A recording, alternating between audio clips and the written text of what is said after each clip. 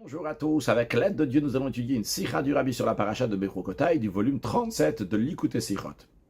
Sur le verset au début de paracha de Bechukotai, qui nous dit que lorsque vous allez écouter la volonté de Dieu, Dieu va faire que la terre va donner sa récolte. Nos sages de mémoire bénis enseignent dans le Torah de Kohanim qu'il ne s'agit pas ici que la terre va donner la récolte comme elle fait de nos jours, mais comme elle faisait à l'époque de Adam Arishon. Et d'où on sait que le jour même on va semer, le jour même ça va faire des fruits. Eh bien il est dit Zecher Asal Niflota, que Dieu va faire un souvenir à ces merveilles. Les souvenirs de ces merveilles, c'est quoi? Qu'à l'époque de Adam Arishon, le jour même où Dieu il a dit qu'il y aura des graines, ces graines-là ont fait que ça a poussé. De la même manière aussi, lorsque Mashiach va venir, le jour même où on va semer, ça va pousser. D'où on sait que c'était comme ça à l'époque de Adam Arishon, parce qu'il est écrit que la terre fasse pousser de la végétation, de l'herbage. Donc on voit que le jour même, quand Kadosh Baruch il a dit tout de suite, tout de suite ça s'est fait. La même chose aussi lorsque Mashiach va venir. Donc ça c'est la première partie du verset qui dit c'est vous là dans la paracha de Bechukotai, que Torah de Kohanim, donc ce midrash là sur le livre de Vayikra nous explique qu'il s'agit de l'époque de Mashiach, Kadosh Baruch va faire que le jour même on va semer, ça va pousser comme c'était à l'époque de Adam Arishon, et l'eau que derrière ça achève pas comme ça fait de nos jours qu'on doit attendre un moment. Puis la deuxième partie du verset, que l'arbre des champs va donner son fruit. Encore une fois, le Torah de Kohanim nous dit, non pas comme la terre fait de nos jours, mais comme ça faisait à l'époque de Adam Arishon. Le jour même on plantait, le jour même ça faisait des fruits. Encore une chose, le Midrash nous dit, dont on sait que l'arbre lui-même, le bois lui-même pourra être mangé, parce qu'il est décrit Etz Peri. Qu'à l'époque d'Adam Arishon, au moment de la création, il y a écrit des arbres fruits.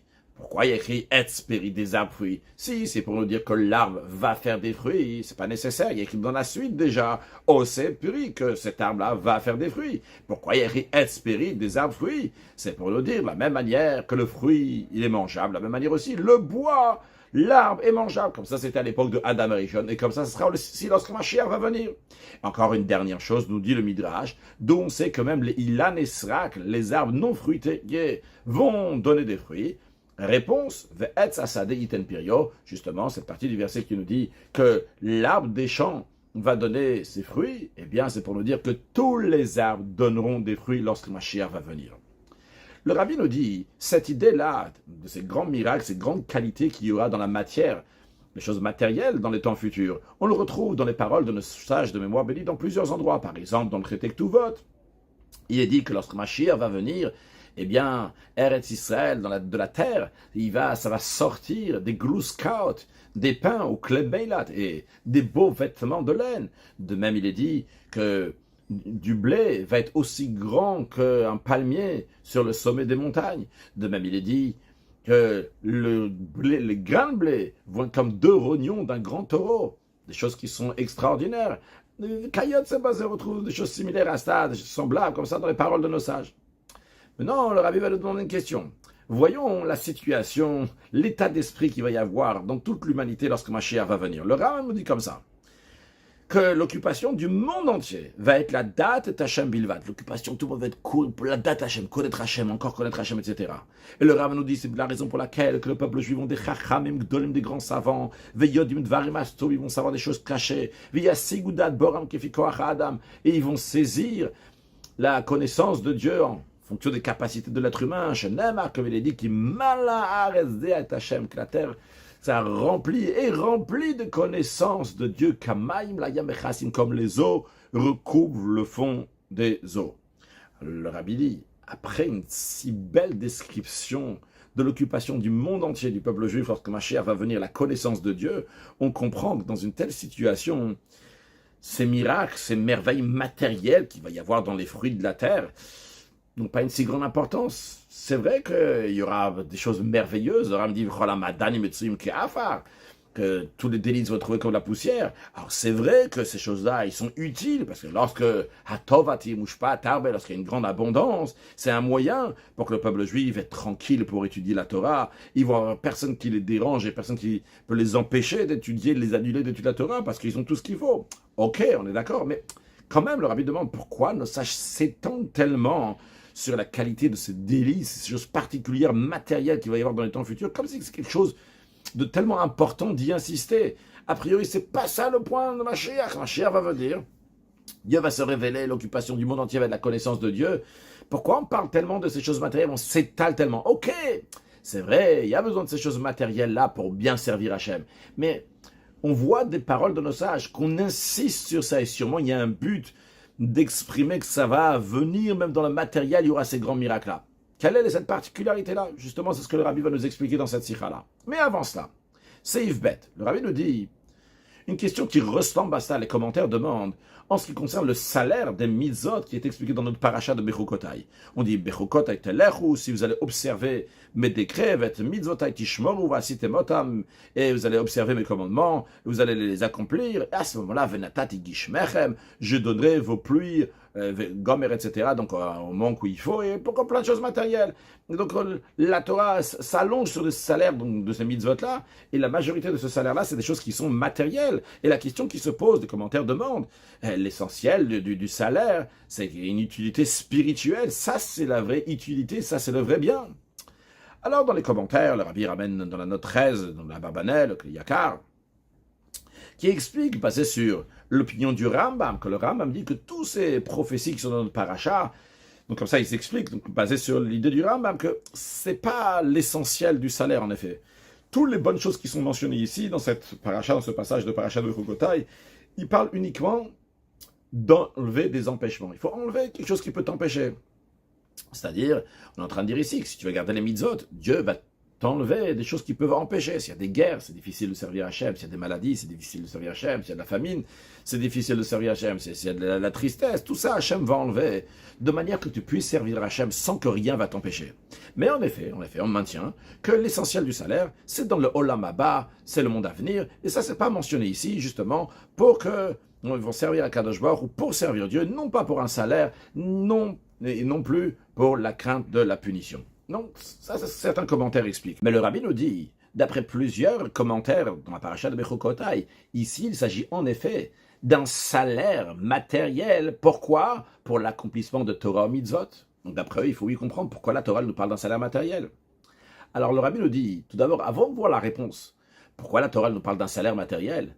Mais voyons une autre question d'abord. Pourquoi Bichlal, la Torah nous parle d'un salaire? Qui parle de salaire? Pourquoi on nous parle tellement tu vas faire ci, tu vas faire ça, tu vas voir ci et ça?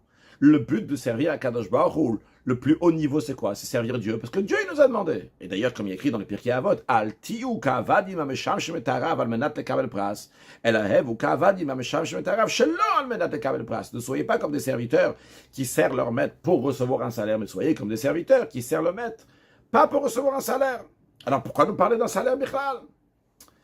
Seulement, l'explication, elle est servir Dieu à un tel niveau, pas pour un salaire, mais tout simplement parce que Dieu a demandé. C'est un très très haut niveau, comme le Rambam dit. Malazo malagdola meod. Cette qualité-là, c'est une qualité qui est un très haut niveau. Pas tout ça, je mérite à ce niveau-là de servir Dieu pour le service de Dieu, purement, uniquement pour cela. Au début du service de Dieu, quand quelqu'un il commence, eh bien c'est Shelo Lishma, c'est pas uniquement pour Hachem. Il y a des intérêts ici, comme nos sages disent. Leolam yasokadam batorah mitzvot afal pi Shelo Lishma, que toujours un homme doit faire Torah mitzvot, même si ce n'est pas uniquement pour Hachem. Et d'ailleurs, le Rambam dit que c'est la raison pour laquelle, que lorsque on enseigne, on éduque les enfants, les femmes, les ignorants, on leur enseigne au début uniquement à servir Dieu, pas par amour, mais par crainte de Dieu, et pour recevoir un salaire. Après, quand ils vont être plus grands, ils vont se développer, etc., après ils vont aller à un niveau plus haut. Donc, basé sur cette idée-là, que quand les gens servent à Kadosh Baruch, ou donc en général, et ils ont besoin d'un salaire, parce qu'ils ne sont pas à un haut niveau, eh bien la Torah elle parle sur la majorité. Alors Rabbi nous dit, l'étude de la Torah, l'accomplissement des mitzvot de la majorité des bénis Israël, c'est pas dans une telle situation chez l'Oamenat Kabel Pass, pas tout le monde est à ce niveau-là, la majorité n'est pas à ce niveau-là. C'est la raison pour laquelle que la Torah elle parle d'un salaire, ça c'est un. Et quel salaire? Donc elle parle, c'est le salaire matériel. C'est-à-dire la même manière que la Torah elle parle donc sur un salaire. Pourquoi? Parce que pour motiver les gens, il y a besoin de leur dire un salaire, parce que la majorité des gens ne sont pas à ce niveau-là, on va servir Dieu parce que Dieu il a dit de faire. Il y a un salaire qui vient avec ça. Alors, de la même manière que la Torah nous parle d'un salaire, alors aussi de quel salaire elle va nous parler? Elle va nous parler d'un salaire qui parle à ces gens-là. Si tu vas leur dire, donc il y a des prophéties, des choses spirituelles qui vont arriver, ça ne va pas les motiver. C'est pour ça que la Torah elle a parlé essentiellement dans le salaire matériel, les prophéties, des choses matérielles qui vont arriver. Sur ça, Chacun il a une compréhension, et comme ça va le motiver et d'étudier la Torah et d'accomplir les mitzvot. Basé sur cette idée-là, on pourrait expliquer aussi en ce qui concerne donc les temps futurs. Lorsque Mashiach va venir, nos sages ils nous disent waouh, merveille, des miracles dans les choses matérielles. Alors d'ailleurs, dans la note 23, le rabbi dit, en plus du fait que ça nous concerne aussi pour aujourd'hui, pas seulement dans les temps futurs, vu qu'il y a un devoir d'avoir la émouna de la venue de Mashiach, la foi en la venue de Mashiach, mais pas seulement avoir la foi dans la venue de Mashiach, mais aussi attendre la venue de Mashiach. La majorité des bénis Israël, en fonction de leur situation actuellement, de nos jours, ils ne vont pas s'éveiller à attendre à la perfection la venue de Mashiach, s'ils vont savoir uniquement qu'il y a du bien spirituel. Ils vont se motiver plus lorsqu'il y a du bien matériel. Alors, on pourrait comprendre que c'est la raison pour laquelle on nous parle donc de ces choses matérielles. On comprend aussi bien pourquoi on nous parle, 1, d'un salaire, 2, d'un salaire matériel, 3, que lorsque Mashiach va venir, il y aura un salaire matériel. Pourquoi même quand Mashiach va venir, on ne va pas tout de suite arriver à un niveau très très haut spirituel, et évidemment, non pas directement passer à un niveau de l'ishma, de servir à Kadosh Baruch ou par amour. Il y aura aussi donc des élévations de niveau en niveau, et il n'y a pas quelqu'un qui va naître à la perfection directement de la connaissance de Dieu, dans servir Dieu par amour. C'est la raison pour laquelle il y a besoin des miracles et des merveilles matérielles pour faire avancer la personne, pour le motiver pour Torah ou Mitzvot. Donc, ça c'est la réponse que le rabbi a donnée, pour l'instant en tous les cas. Donc pourquoi on nous parle d'un salaire, et pourquoi on nous parle d'un salaire matériel, aussi bien de nos jours et aussi bien lorsque Mashiach va venir, parce qu'on n'est pas au niveau, quand on nous parlait maintenant des choses spirituelles. C'est-à-dire, un autre mot d'après cette réponse qui a été donnée jusqu'à présent, oui, en effet, c'est vrai que le spirituel, c'est l'essentiel. Bon, on a besoin de parler aussi du matériel, pour motiver les Juifs aujourd'hui, pour que ça leur parle. Déjà un salaire, et en plus d'un salaire qui est matériel. Mais le rabbi demande dans ses guillemets, d'après cela, c'est difficile cette réponse-là, pourquoi? La Torah, Parashat Bechukotai et toute la Torah, et quand on parle de salaire matériel, à qui ça a été dit? Ça a été dit à la majorité des Juifs qui ne savent pas vraiment être motivés par le spirituel, ou ça a été dit à tout le peuple juif, inclus même des grands tzaddik, même quelqu'un qui sert Dieu par amour, qui sert Dieu l'ishma. Évidemment que ça a été donné à tout le monde. D'après ce qu'on vient de dire, cette paracha-là, elle parle uniquement à des gens, bon, ils n'y comprennent rien dans le spirituel, un salaire spirituel. Bon, c'est des gens que, pour servir Hachem, ils ont besoin de quelque chose de matériel, un cadeau, quelque chose, un pass. Donc, lui, ça va le motiver, donc c'est à lui qu'on parle. Alors, c'est vrai qu'on pourrait dire, bon, la Torah, en général, à la rote, d'abord, par la majorité des gens. Mais Rabbi dit quand même, ce serait plus logique de dire que la Torah, elle parle à tout le monde, même quelqu'un qui sert à Kadosh Baruch Hu par amour, que lui aussi, on lui parle, on lui dit, sache qu'il y aura des choses matérielles, un salaire matériel, et qu'il y a un sens à ça, d'où parler des choses matérielles. C'est-à-dire, le Rabbi revient dans l'idée qu'on a dit à la fin de Seif Aleph, la conclusion à laquelle le Rabbi arrive, que si nos sages ils nous parlent tellement de ces choses matérielles, c'est pas stam pour nous parler comme ça, au passage il y aura du matériel. Mais il y a ici quelque chose de très important, un message important que la Torah veut nous dire, que le salaire de Torah Midot va s'exprimer matériellement aussi bien de nos jours et aussi bien lorsque Mashiach va venir. Et donc, le Torah Mitzvot nous parle, elle amène un salaire matériel, et c'est important de parler de salaire matériel, non pas juste pour la majorité qui ne sont pas encore au niveau d'un salaire spirituel, mais aussi pour cette minorité qui comprend très bien que l'essentiel c'est le spirituel. Encore un point, le rabbi nous dit, pourquoi on est obligé de dire ça? En ce qui concerne l'explication du verset donc si vous allez faire mes lois, etc., qu'on a dit avant, nos sages disent, qu'est-ce que ça veut dire, si vous allez suivre mes décrets? C'est pas stam comme ça, suivre les décrets. C'est quoi amelim? Ça se fatiguer, faire des efforts. Quelqu'un, il est consacré à la Torah de manière intensive, très fortement. Donc c'est pas juste quelqu'un qui étudie la Torah comme ça de manière ordinaire. Il étudie la Torah de manière très intensive. De plus, c'est après, cette personne-là, il étudie après pour amener à l'action.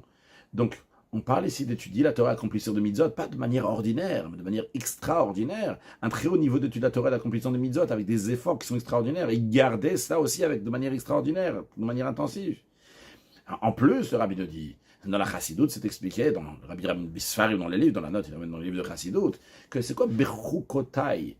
Littéralement, Bechukotai, ça veut dire mes lois, mais dans le remez, l'allusion qu'il y a dans cela, que Bechukotai, c'est le langage de Chakika, qui veut dire gravé. C'est-à-dire que l'étude de la Torah, l'accomplissement des mitzvot ici, c'est pas stam comme ça, quelqu'un l'étudie, donc avec des efforts, mais c'est de manière que ça devienne Chakika. Torah, mitzvot sont gravés dans le cœur, dans tous les sens de ce juif-là. Comme la supériorité qu'il y a dans les lettres qui sont gravées par rapport à ceux qui sont écrits. Non seulement que les lettres qui sont gravées, ils sont encore plus unis avec la pierre, parce qu'ils sont gravés, Mais encore plus que ça, il n'y a pas une existence à part.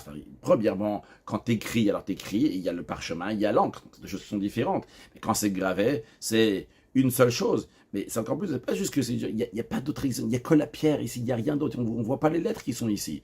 En autre mot, de quel juif on est en train de parler ici, qu'on dit Bechukotai? On est en train de dire un juif qui étudie la Torah, que lui et la Torah sont totalement unis, et pas seulement qu'ils sont unis, mais il n'a pas de médecine personnelle, unis, il y a l'un et l'autre qui sont unis, il n'y a pas de médecine, il n'y a aucune existence, toute son existence, c'est la Torah qu'il étudie, on comprend, et avec évidence qu'une telle personne qui étudie la Torah d'une telle manière, c'est gravé, alors ces mitzvot aussi sont d'une telle manière qu'ils le prennent entièrement. Donc évidemment, le rabbi nous dit, donc pour conclure, c'est Yves Guimel, qu'ici on parle de quelqu'un qui a un très haut niveau d'étude de la Torah, l'accomplissement des mitzvot, et chez lui il n'y a rien d'autre à part Torah mitzvot, et évidemment que le salaire matériel ne le motive pas, n'est pas fou de cela. Alors la question revient, comment est-ce possible que quelqu'un qui a un si haut niveau dans le service de Dieu, on lui dit, écoute, c'est quoi, si tu as étudié la Torah et toi tu étudies la Torah, ben, c'est gravé dans toi, il n'y a que la Torah mitzvot dans ta vie, mais tu sais quoi, tu vas recevoir les pluies au bon moment, et toutes les choses matérielles, et des sujets qui sont encore liés avec le corps, qu'est-ce qu'il en a à faire de tout ça? Donc en deux mots pour l'instant, on a une question aussi bien pour l'époque messianique, pourquoi on nous parle, on nous motive avec des choses matérielles, comme ça on a l'impression, en tous les cas, qu'on veut nous dire une motivation avec des choses matérielles, et aussi bien celui qui étudie la Torah et fait les mitzvot, même si c'est un très haut niveau, on le dit, tu vas avoir des choses matérielles. Encore, si on voulait dire qu'on a dit dans Seif Bet, bon, on parle à des gens qui ne comprennent pas. Mais non, le rabbi Providi, on parle même à tout le peuple juif, la Torah, elle parle. En plus, on voit carrément ici, où c'est un juif qui a un très haut niveau. Il est Amel Batorah, il se fatigue dans la Torah, et pas seulement ça, et la Torah, elle est gravée dans lui. Et malgré ça, on lui parle à lui du matériel. Seif Dalet, l'explication est la suivante. À propos de la Torah, elle dit la Torah, c'est quoi? C'est ta vie.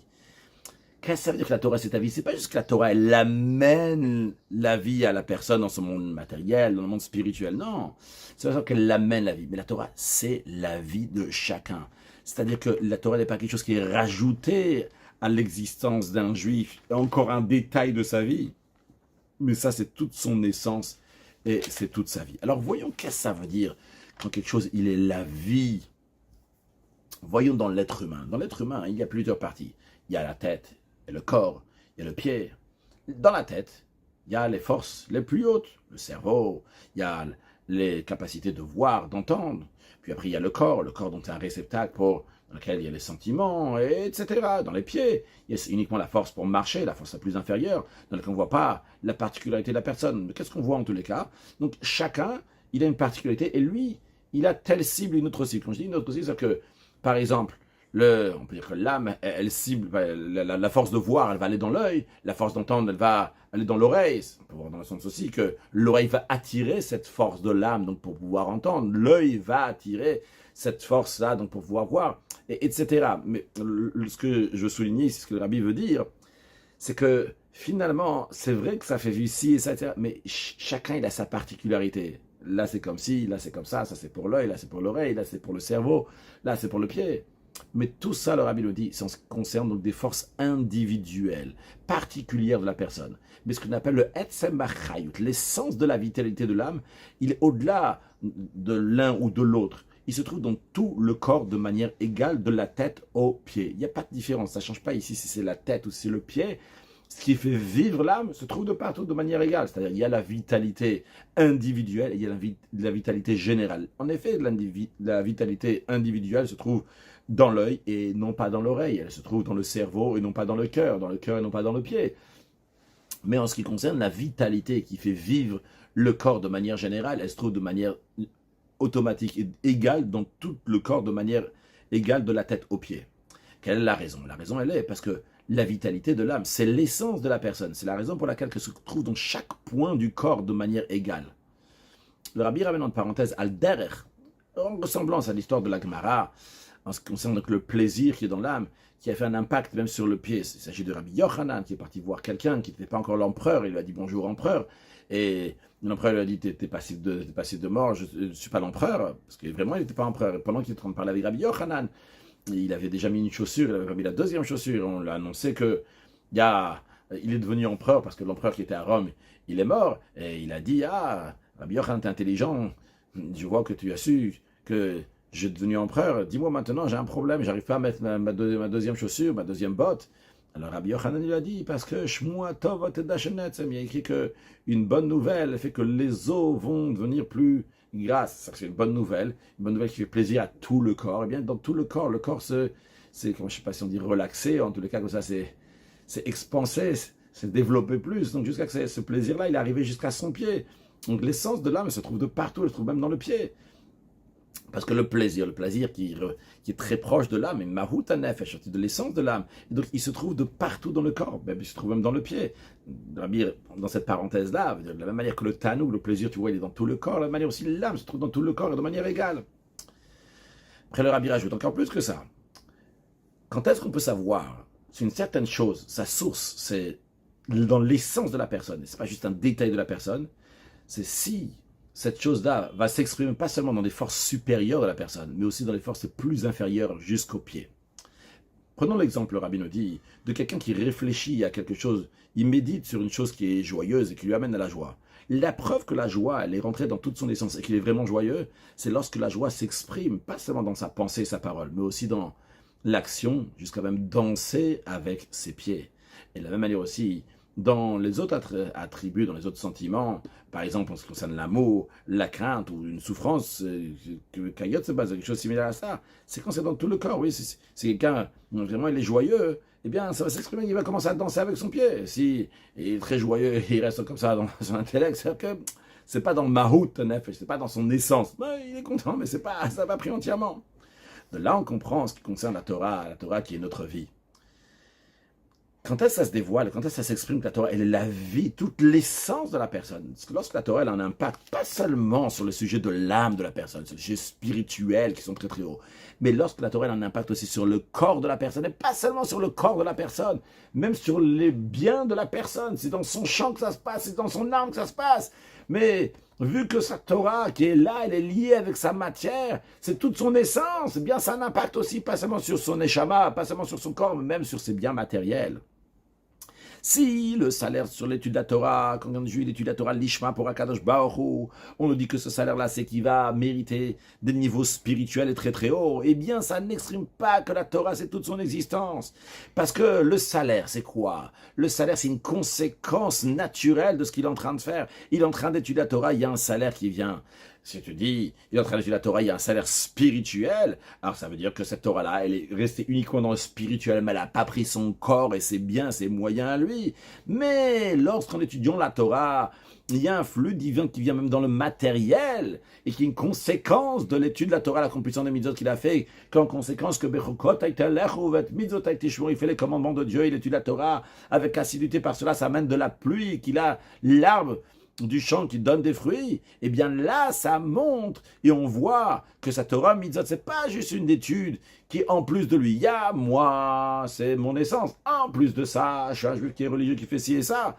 Ou un détail de mon existence. Non, on voit que c'est toute son existence. La Torah, c'est sa vie. Et c'est la raison pour laquelle lorsque lui est en train d'étudier la Torah, ça amène automatiquement une conséquence positive, même dans ses biens matériels de ce monde-là.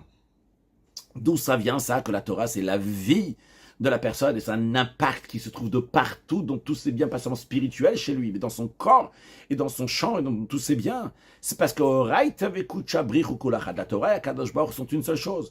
C'est la raison pour laquelle, la même manière que Akadosh Baruch, c'est un midita metziut, Akadosh Baruch, c'est la vraie existence qui se trouve de partout, partout. Il n'y a pas Einon Milvad, il n'y a pas un endroit dans le monde, il n'y a pas l'essence d'Akadosh Baruch, parce que de l'existence de Dieu, de là viennent toutes les choses existent. De là viennent toutes les sortes de qualités qu'il peut y avoir dans le monde entier. De la même manière aussi, la Torah qui est unie, une seule chose avec Akadosh Baruch Hu, elle amène du bien et une utilité dans toute l'existence, toutes sortes d'utilités, aussi bien spirituelles que matérielles. Donc, qu'est-ce qu'on voit ici, le Rabbi nous dit? Pas seulement qu'en parlant du salaire matériel, on n'est pas en train de rabaisser quoi que ce soit, mais au contraire, d'avka par le fait que la Torah te souligne qu'il y a un salaire matériel de manière de bechukotai. Quand tu la Torah bechukotai et que la Torah est gravée dans toi, que ça devient toute son existence, c'est là qu'on voit que la Torah elle est vraiment toute ton existence, quand ça arrive dans le matériel. Si la Torah elle n'a pas eu un impact sur ton matériel, ça veut dire que la Torah elle est spirituelle, il y a toi, il y a la Torah, et la Torah n'est pas vraiment unie avec toi. Donc, qu'est-ce qu'on voit? Donc, le Rabbi a expliqué pour l'instant, en ce qui concerne, donc, dans la paracha de Bechokotai, pourquoi on nous parle d'un salaire matériel? En effet, la Torah n'est pas en train de te parler ici que si tu vas faire ça, tu vas avoir ça. Ce qui est vrai aussi, c'est vrai. Si tu vas faire la Torah mitzvot, tu vas avoir le matériel. Mais pourquoi la Torah, elle t'en parle? C'est pas juste pour te motiver. La Torah, elle est en train de t'apprendre ici comment elle a un impact sur le monde. Ne crois pas qu'il y a la Torah et il y a le monde qui sont deux choses différentes. Quand tu étudies la Torah doit s'unir avec toi, se graver dans toi, de manière qu'elle devient toute ton existence, toute son essence. Elle va avoir un impact même sur ton matériel, même s'il y a des kilomètres d'ici, vu que c'est le tien, il est rattaché à toi, parce que toute ton existence c'est la Torah, donc toi c'est la Torah. Eh bien, s'il y a Torah et mitzvot, eh bien, cela a un impact aussi sur le matériel. C'est pour ça que la Torah nous parle, donc, des salaires matériels. C'est fait, basé sur ça, le Rabbi nous dit, on va comprendre aussi en ce qui concerne donc, les temps futurs, lorsque Mashiach va venir. Par exemple, l'expression qu'on a ramenée du Torah de Kohanim, que le jour même on va planter, le jour même ça va faire des fruits, ou bien ce qui est dit que Eretz Israël va faire donc des pains qui vont pousser comme ça, et des beaux vêtements, des choses similaires à cela. C'est ça qui montre à perfection la situation de Bnei Israël dans l'étude de la Torah, dans l'accomplissement des mitzvot à eux. Car ça que de nos jours, lorsque quelqu'un il a besoin d'avoir quelque chose de matériel, ça vient avec des efforts, et il doit travailler longtemps jusqu'à que l'arbre va amener des fruits, que ça soit donc dans les herbes, que ce soit dans les arbres. Eh bien, c'est pas seulement parce qu'il a faute de Adam Arishon que le monde il a été dégradé, en effet. Quand Adam Arishon a fauté Dieu, il a dit Arura, Adam Abavuracha, que la terre va être maudite pour toi, Beitzav Tochalen, avec pain tu vas manger, etc. Bezat Père Tochalech, avec la sueur de ton front, tu vas manger du pain. C'est pas seulement pour ça que ça met du temps pour que les choses vont pousser. C'est parce que les sujets matériels du monde ne sont pas un quai, ne sont pas des réceptacles pour la Hashpa d'Akadosh Baruch, pour le feu d'Akadosh Baruch. C'est que même si quelqu'un il étudie la Torah, il fait les mitzvot comme il faut, il a tout ce qu'il faut matériellement, ça ne vient pas tout de suite. Pourquoi? Parce que ces choses matérielles ne sont pas totalement unies avec leur source spirituelle. On ne voit pas la hashpa, le flux d'Akadosh Baruch directement dans le matériel. Ça, c'est de nos jours, lorsqu'on est en galoute. Et justement, c'est ça le chidouche, c'est ça la nouveauté qui va y avoir dans les temps futurs, lorsque Mashiach va venir, qu'il n'y aura pas d'arrêt entre l'action et le fait que ça va pousser matériellement. Pourquoi?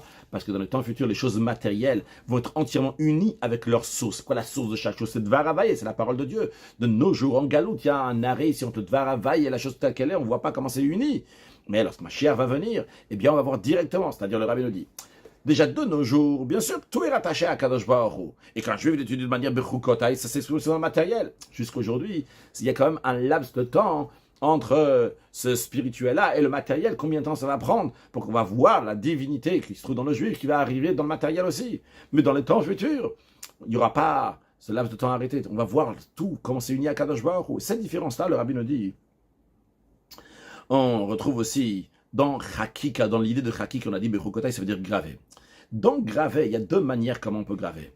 Graver, c'est qu'on prend une pierre et on grave sur la pierre. Une deuxième manière de graver, c'est que on prend la pierre et on grave d'un côté jusqu'à l'autre côté de la pierre, de manière que ça prend tout d'un côté à l'autre. Et comme c'est expliqué dans Chassidut, la différence, que quand on grave dans une pierre précieuse, c'est vrai que tu as gravé dans une pierre précieuse, c'est vrai que la gravure fait partie, miné ou bé, ça fait partie même de la pierre. Mais finalement, ils ont une certaine place ici. Il y a la pierre et il y a ces lettres-là. Pas seulement que ces lettres-là, ils sont là, ils ont une petite metsiout, mais en plus, ils assombrissent la beauté de la pierre précieuse. Par contre, lorsqu'il s'agit des pierres qui sont gravées d'un côté à l'autre, comme par exemple les lettres qui étaient dans les louchot, qui traversaient totalement, donc d'un côté des tables jusqu'à l'autre côté des tables, dans les louchot de table de la loi, eh bien eux, ils n'ont aucune existence. Ils n'ont même pas une ressemblance à Otiot Activa. Ils ne sont pas que les lettres que tu écris. Ça, c'est mamash entièrement uni avec la pierre. Alors, il nous dit ces deux différences-là, comment c'est gravé, est-ce que c'est gravé sur la pierre ou bien si ça traverse totalement la pierre, c'est aussi dans le même principe. Lorsque quelque chose, spirituellement, c'est le même principe. Lorsque quelque chose est gravé dans l'homme, comme gravé dans la pierre précieuse, ça rentre à l'intérieur de lui. En effet, c'est pas comme les lettres qui sont écrites, qui sont au-dessus de lui, qui sont sur le parchemin. Mais si c'est pas rentré jusqu'à son essence totalement, alors de la même manière que chez l'homme, c'est pas son essence mamash. De la même manière aussi dans les conséquences, c'est pas de manière que c'est rentré dans toutes ces choses matérielles. Mais lorsque Torah Mitzvot, ils sont gravés dans la personne, d'un côté à l'autre, c'est tout ton etzem, eh bien ça rentre et ça fait un impact, mais ever d'un côté à l'autre, dans toutes ses forces, dans tous ses ignanes, dans tous les sujets du monde. Et c'est pour ça qu'on voit, même c'est dévoilé, même matériellement dans le monde, qu'il n'y a aucun arrêt entre l'action de la personne et les fruits qui vont pousser, que la hashpad d'Akadosh Baruch Hu vient tout de suite sans aucun arrêt. C'est ce qui va y avoir lorsque Mashiach va venir, c'est une chakika mais ever d'un côté à l'autre.